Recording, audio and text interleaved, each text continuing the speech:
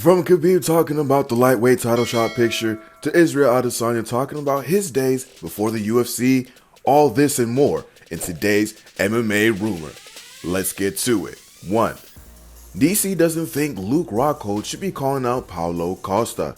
Luke Rockhold was at one time on top of the world.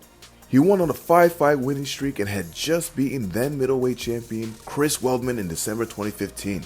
Then came along an Englishman known as the Count, Michael Bisping. And while Rockhold was cocky going into that bout in June 2016 on account of Rockhold having already beaten the Count just 2 years earlier, it was Bisping who would come out victorious with an impressive first round knockout and the middleweight title in tow.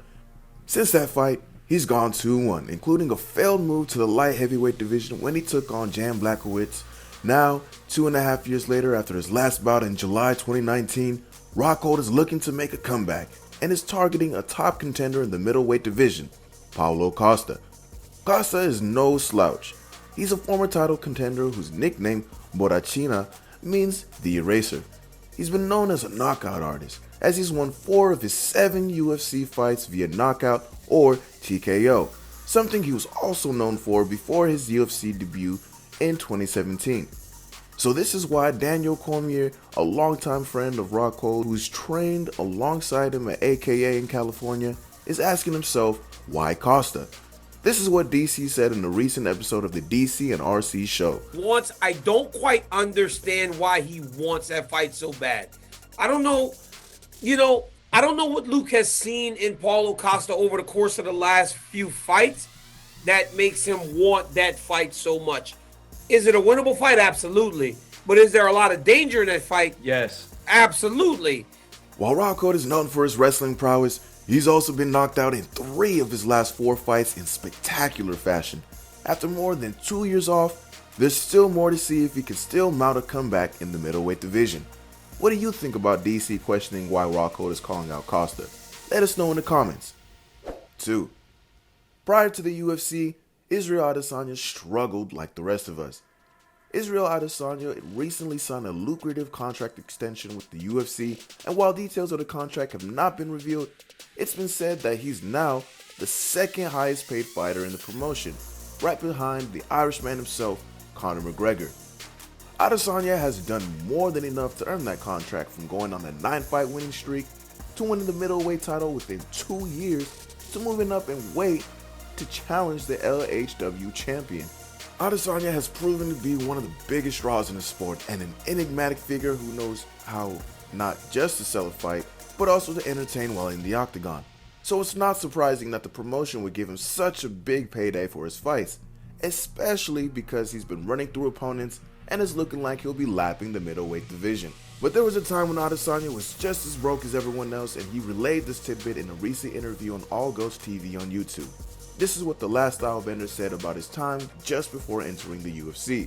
But then I got to Eugene, I was just like, yo, I need a fight, man. I'm down to my last, And, China kind of fucked me over. The company I was working with in China fucked me over because I had 7 fights left on my contract, and each fight at that time was like 25,000 US. And then they just stopped giving me fights. And I'm like, what about the contract? Like, I need fights, come on. And they just stopped giving me fights. And I was like, well, fuck you then. So Jesus. I went to the UFC. So, like, shout out to Engage, though. They came in the clutch at that time. There's always been stories of how promotions in China, specifically kickboxing promotions, have stiffed their fighters, or simply didn't live up to their end of the contract, and it seems like Adesanya was being treated just as any other fighter out there. But what do you think about Adesanya's comments here regarding his life before the UFC? Let us know in the comments. Before we get to our next story, take a second to smash the like button and subscribe to the channel to stay up to date on the latest fight news. 3. Khabib gives his thoughts on how this whole lightweight title picture is going to play out.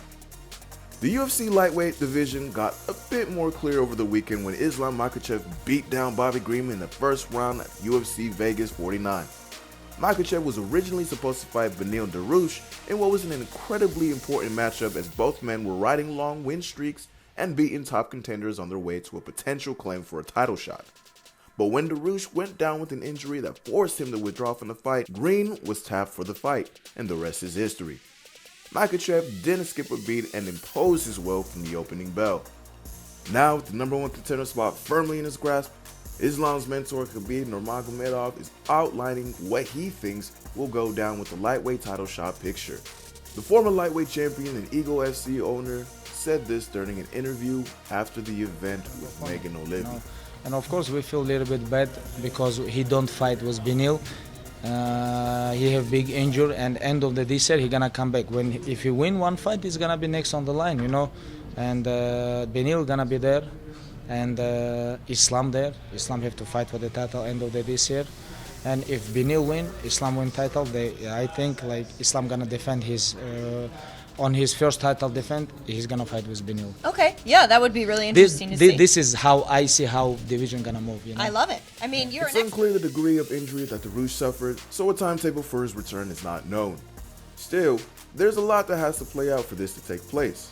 At the moment, the UFC has scheduled the highly anticipated lightweight title fight between champion Charles Oliveira and Justin Gaethje for UFC 274 in May.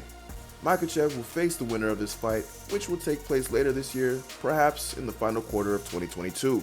In the meantime, according to Khabib, Darush would have to heal up, then fight another contender before he could get a shot at the winner of Makhachev and whoever the champion is at that point. What do you think of Khabib's thinking here concerning the lightweight title shot picture? Let us know in the comments. There's always so much going on in the fight world, and we got it all here for you on MMA Rumor. Subscribe to the channel, like this video, and hit the notification bell to keep updated with all things MMA. Thanks for watching.